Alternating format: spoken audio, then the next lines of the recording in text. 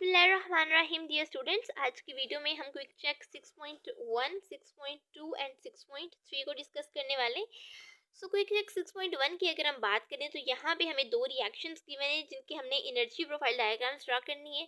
First reaction की अगर हम बात करें तो ये एक कंबशन रिएक्शन है ऑफ मीथेन, और इसमें जो है मीथेन ने रिएक्ट किया ऑक्सीजन के साथ, और इसके रिजल्ट में हमारे पास carbon dioxide and water produce होता है। इसमें जो इंथैल्पी चेंज है वो है -890.3 किलो जॉल पर मोल। अब ये माइनस में है तो इट्स मीन्स कि यहाँ पर एनर्जी रिलीज हो रही है, और ये जो रिएक्शन है ना ये एक्सोथर्मिक रिएक्शन है, और जो प्रोडक्ट्स है ना ये ज़्यादा स्टेबल हैं as compared to the reactants. इसकी एनर्जी प्रोफाइल डायग्राम कुछ इस तरह की होगी।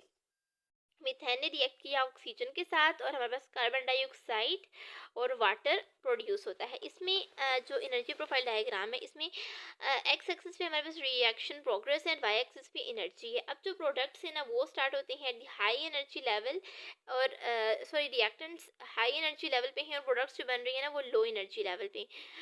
इसमें क्या हो रहा है कि reactant start at the high energy level and they must overcome activation energy to react, और इसके रिजल्ट में हमारे पास जो रिएक्शन के बाद प्रोडक्ट्स बनती हैं वो लो एनर्जी लेवल पे हैं। This is the activation energy, and इसमें जो एरोज है ना ये डाउनवर्ड शो हो रहे हैं। डाउनवर्ड एरोज का क्या मतलब होता है कि जो एनर्जी है ना ये रिलीज हो रही है to the surrounding. The difference between reactants and the products energy is shown by downward arrows, यानी एनर्जी यहाँ पर रिलीज हो रही है।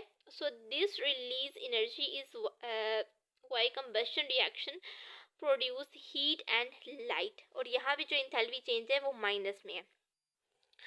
नेक्स्ट अगर हम बात करें रिएक्शन की तो यहाँ पे हमारे पास कैल्शियम कार्बोनेट है जो कि कैल्शियम ऑक्साइड और कार्बन डाइऑक्साइड में चेंज हो रहा है, और यहाँ पे अगर इंथैल्पी चेंज देखें तो ये पॉजिटिव है यानी प्लस में है। प्लस में इंथैल्पी चेंज है तो इसका मतलब ये है कि यहाँ पे एनर्जी एब्जॉर्ब हो रही है, इस रिएक्शन को एनर्जी चाहिए कंप्लीट होने के लिए, और ये रिएक्शन एक्सोथर्मिक है। This reaction occur when calcium carbonate is heated strongly. जब हम कैल्शियम कार्बोनेट को ना हीट करेंगे ना तब हमारे पास कैल्शियम ऑक्साइड और कैल्शियम कार्बन डाइऑक्साइड बनेगा। इस रिएक्शन को ना हीट चाहिए।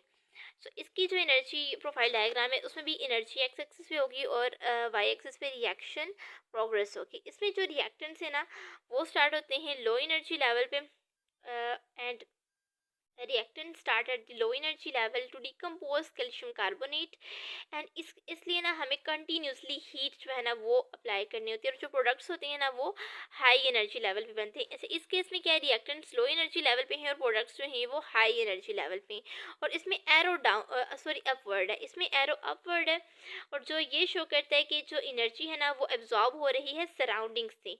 This explain why limestone decomposition required a furnace, यानी जब लाइमस्टोन को डिकम्पोज करते हैं तो उसको हीट चाहिए होती है।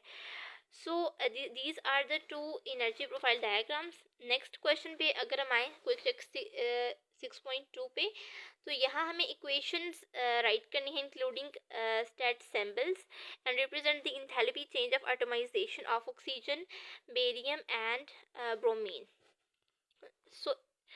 यहाँ पे first one is enthalpy of atomisation. Enthalpy of atomisation क्या होता है कि enthalpy change when one mole of gaseous atom is formed from an element in its standard state. इसमें क्या हो रहा है कि one mole of gaseous atom form होता है एक एलिमेंट से in its standard state. First one is oxygen. अब यहाँ पर जो ऑक्सीजन है ना, ऑक्सीजन जो नॉर्मली एग्जिस्ट करता है ना O2 की फॉर्म में एग्जिस्ट करता है, यानी कि गैस की फॉर्म में एग्जिस्ट करता है, और और दोनों O के दरमियान डबल बॉन्ड होता है। अब to get single oxygen atom हमें इस बॉन्ड को ब्रेक करना होता है। जब हम बॉन्ड ब्रेक करेंगे तो हमें यहाँ पर एनर्जी चाहिए। इस केस में क्या हो रहा है कि इसको एनर्जी ज़रूरत है, तो ये एंडोथर्मिक रिएक्शन है। This represents the enthalpy change when one mole of gaseous atom is formed from oxygen molecule. Next one is barium. Barium में क्या हो रहा है कि बेरियम एक मेटल है, और मेटल एटम्स जो है ना उनके दरमियान मेटालिक बॉन्डिंग होती है। So energy is required to separate these atom into the gaseous form. अब हमें ना एनर्जी चाहिए कि हम इनको सेपरेट कर सकें, गैशियस फॉर्म में ला सकें। सो बेरियम सॉलिड है, यानी कि ये मेटल की फॉर्म में है और फिर इसको गैस की फॉर्म में चेंज हो जाता है। This represent the enthalpy change when 1 mole of gaseous barium atom is formed from solid barium. Solid barium से हमने गैशियस बेरियम एटम बनाया है। The last one is bromine. So इसमें क्या हो रहा है कि इसमें जो ब्रोमीन है वो लिक्विड की फॉर्म में है और वो फिर चेंज हो रही है गैस की फॉर्म में। Enthalpy change when 1 mole of gaseous bromine atom is formed. Liquid bromine से हमारे पास गैशियस ब्रोमीन बन गई। ब्रोमीन एग्जिस्ट करता है as a liquid molecule. So energy चाहिए होती है इसको कन्वर्ट करने के लिए लिक्विड से गैस में, और जब बॉन्ड ब्रेक होता है ब्रोमीन टू ब्रोमीन, तो इस बॉन्ड को जब ब्रेक होता है तो फिर इसको एनर्जी चाहिए होती है। So atomization always involve energy absorption. इसमें एनर्जी एब्जॉर्ब हो रही होती है।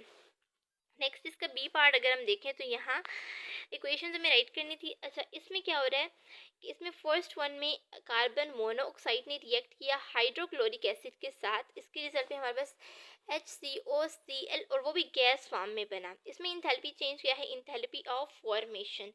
This represent the reaction form 1 mole of compound from simpler substances। और यहाँ पे जो इंथैल्पी चेंज है वो इंथैल्पी ऑफ फॉर्मेशन है। द सेकंड वन में क्या हो रहा है कि अमोनिया ने रिएक्ट किया हाइड्रोक्लोरिक एसिड के साथ और इसके रिजल्ट में अमोनियम क्लोराइड बना दिया। तो यहाँ पे इंथैल्पी ऑफ न्यूट्रलाइजेशन अप्लाई हो रही है। कैसे कि यहाँ पे बेस और एसिड के दरमियान रिएक्शन हो रहा है, तो this is enthalpy of neutralisation. This is a reaction between acid and a base, and इसके रिजल्ट में हमारे पास सॉल्ट और वाटर प्रोड्यूस होता है। So this is enthalpy of neutralisation. The last one is the hydrogen. Hydrogen gaseous state में है और ऑक्सीजन भी गैशियस स्टेट में है। जब ये रिएक्ट करते हैं तो यहाँ पे हमारे पास वाटर प्रोड्यूस होता है। तो this is enthalpy of combustion. Enthalpy change जो यहाँ पे है वो इंथैल्पी ऑफ कंबशन है। This is a reaction where a substance react with oxygen and release heat. This is enthalpy of combustion, यहाँ पर जो इंथैल्पी चेंज है। उसके बाद क्विक चेक 6.3 पर आए तो यहाँ पे हमारे पास एक न्यूमेरिकल है। अच्छा, न्यूमेरिकल में हमें जो चीज़ें गिवन हैं which is the volume of nitric acid 50 centimetre cube, volume of sodium hydroxide भी 50 सेंटीमीटर क्यूब है, कंसनट्रेशन हमें 1.5 मोल पर डीएम क्यूब गिवन है और टेम्परेचर यहाँ पे 4 डिग्री सेल्सियस है। डेंसिटी हम 1 कंसीडर करेंगे और यहाँ पे जो स्पेसिफिक हीट कैपेसिटी है वो है 4.18 जाउल। सो यहाँ पे बैलेंस्ड केमिकल इक्वेशन की अगर हम बात करें तो नाइट्रिक एसिड ने रिएक्ट किया सोडियम हाइड्रोक्साइड के साथ, तो सोडियम कार्बोनेट और वाटर यहाँ पे प्रोड्यूस हुआ।